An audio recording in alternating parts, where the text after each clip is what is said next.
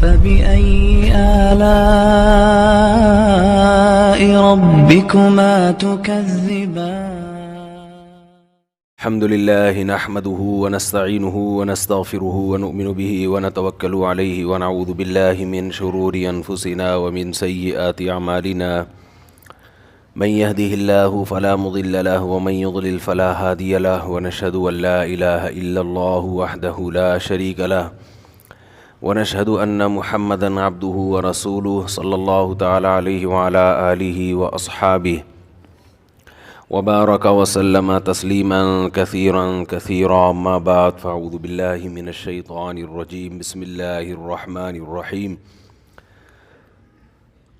فعصوا رسول ربهم فأخذهم أخذة رابية إنا لما طغى الماء حملناكم في الجارية لنجعلها لكم تذكرة وتعيها أذن واعية۔ بیان میں جب آپ لوگ بیٹھتے ہیں نا تو جو لوگ پابندی سے آ رہے ہیں وہ ایک جگہ اپنی رکھیں، اس سے یہ ہوتا ہے کہ میرے دماغ میں بندہ بیٹھ جاتا ہے، پھر یہ انسان کی فطرت ہے۔ میں جب طلبہ کو پڑھاتا ہوں، کلاس لیتا ہوں، تو اس میں نا کچھ دنوں تک جیسے کنٹینیو ایک طالب علم طلبہ اگر اپنی جگہ پہ بیٹھے رہیں تو وہ ذہن میں نقش ہو جاتے ہیں۔ پھر اس میں کوئی دائیں بائیں ہوتا ہے تو آدمی کو ایک دم احساس ہوتا ہے یہاں کوئی ایک چیز تھی جو نظر نہیں آ رہی ہے، تو وہ چیز پھر میں دوبارہ منگواتا ہوں۔ تو یہ اچھا ہوتا ہے کہ آپس میں ایک لنک ہو جائے۔ میرے دماغ میں ویسے ہی بندے نہیں بیٹھتے، بہت مشکل سے بیٹھتے ہیں بندے۔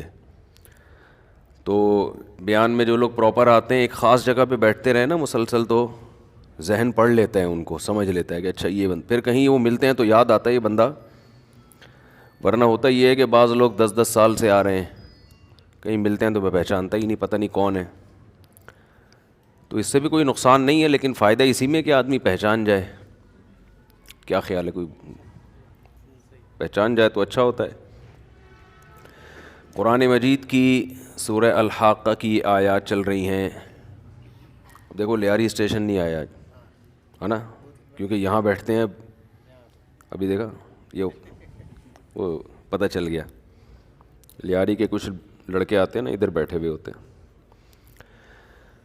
قرآن مجید کی جو آیات میں نے پڑھی ہیں، پچھلے درس میں بھی انہی آیات پر بیان چل رہا تھا۔ فَعَصَوْا رَسُولَ رَبِّهِمْ فَأَخَذَهُمْ أَخْذَةً رَابِيَةً۔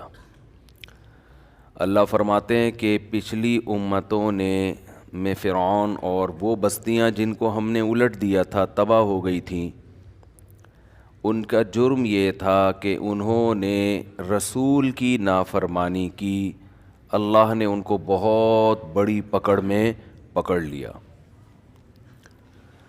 اس پر بات چل رہی تھی کہ ان قوموں نے رسول کی نافرمانی کو ہلکا جرم سمجھا، بڑا جرم نہیں سمجھا۔ آج بھی ایسا ہی ہے کہ ہم اور آپ ملکی قانون کو توڑنا اس کو بھی بڑا جرم سمجھتے ہیں۔ ہم اور آپ باپ کی نافرمانی کو بھی بڑا جرم سمجھتے ہیں، ماں کی نافرمانی کو بھی، بیوی کی بات نہ ماننا، اولاد کی بات نہ ماننا، یونائٹڈ نیشن کے لاء کو فالو نہ کرنا، ان سب چیزوں کو بڑا جرم سمجھا جاتا ہے۔ لیکن اگر سب سے ہلکا جرم سمجھا جاتا ہے کسی بات کو تو وہ خدا کی نافرمانی ہے، اللہ کی نافرمانی۔ تو یہ بات خوب سمجھ لینی چاہیے کہ اللہ کی نظر میں جو سب سے بڑا جرم ہے وہ کیا ہے؟ اللہ کی نافرمانی۔ یہی وجہ ہے کہ باپ کی نافرمانی پر جو سزا ملتی ہے وہ بہت زیادہ ہے۔ ایسی سزا ملتی ہے جو باپ بھی شاید نہیں چاہتا ہو۔ آپ اگر باپ اور ماں کے ساتھ برا سلوک کریں گے تو اس کی سزا اللہ نے آگ رکھی ہے۔ حالانکہ اگر کوئی اپنے والدین کو کتنا بھی ستائے، میں کہتا ہوں قتل بھی کر دے اگر خدا نخواستہ، تو اگر باپ کو زندگی دی جائے تو وہ زیادہ سے زیادہ اپنی اولاد کو قتل کر دے گا نا، جائیداد سے عاق کر دے گا۔ کوئی بیٹا خدا نخواستہ اٹھ کے اپنے باپ کو مار دیتا ہے اور اللہ اس باپ کو دوبارہ ایک زندگی دے دیتے ہیں، اٹھ کے تو انتقام لے لے، تو کیا انتقام لے گا؟ قتل کر دے گا، جائیداد سے عاق کر دے گا، گلا دبا کے مار دے گا، اذیت سے قتل کر دے گا، یہی ہوگا نا۔ میرا خیال ہے کوئی بھی اس پہ راضی نہیں ہوگا کہ آگ میں ڈال دیا جائے اور جلتے رہنے دیا جائے، اس کی چیخوں پہ ترس بھی نہ آئے۔ لیکن عجیب بات ہے، اللہ نے ماں کی نافرمانی، باپ کی نافرمانی، ان چیزوں پہ بہت بڑا عذاب رکھا ہے۔ جتنا جتنا مقام کسی کا بلند ہوگا نا، اتنا ہی اس کی نافرمانی، جرم کی نوعیت بدلتی چلی جائے گی۔ وجہ کیا ہے؟ اللہ کو الگ سے اس پہ غصہ آتا ہے۔ آپ اپنے باپ کو، اپنی ماں کو ستاتے ہیں تو ماں کو تو غصہ آتا ہے، باپ کو بھی آتا ہے، اللہ کو بھی آتا ہے کہ یہ تیرے محسن ہیں، میں نے تجھے پلوایا ان کے ذریعے، یہ تحفہ میں نے تجھے دیا۔ کتنا بڑا تحفہ ہے والدین کا جو اولاد کو ملتا ہے۔ جیسے اولاد والدین کے لیے گفٹ ہے، اس سے بڑا گفٹ اولاد کے لیے والدین ہے۔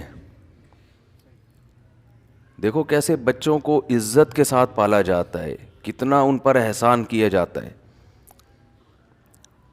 بچوں کے رونے پر ماں کو کیسا اپنے بچے پہ ترس آتا ہے، کیسا سینے سے چمٹاتی ہے، اور بچہ کچھ نہیں سن رہا ہوتا ماں کی بچپن میں، لیکن ماں اس کی نافرمانیوں پہ بھی ہنس رہی ہوتی ہے، اس کے کھانے پہ ماں خوش ہوتی ہے۔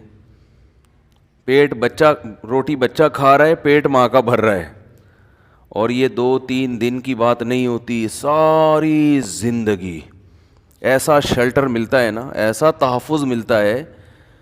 یعنی اگر یوں کہا جائے کہ دنیا میں کسی کو اس سے زیادہ محبت کسی سے ہو نہیں سکتی جتنی والدین کو اولاد سے ہوتی ہے، تو یہ دعویٰ غلط نہیں ہو، اس سے زیادہ ممکن نہیں ہے۔ اور بالکل ایسی محبت جس میں کوئی مفاد پرستی نہیں ہے، ورنہ جو جس سے محبت کرتا ہے اس کے پیچھے کوئی لالچ ہوتی ہے یا اپنا مفاد ہوتا ہے، الا ماشاء اللہ۔ تو ان کا تو بھائی جو انہوں نے احسانات کیے ہیں، ان احسانات کا تو تقاضا یہ تھا کہ ساری زندگی ان کے قدموں میں گرا رہتا تو بھی ان کا حق ادا نہیں کر سکتا، ممکن نہیں ہے۔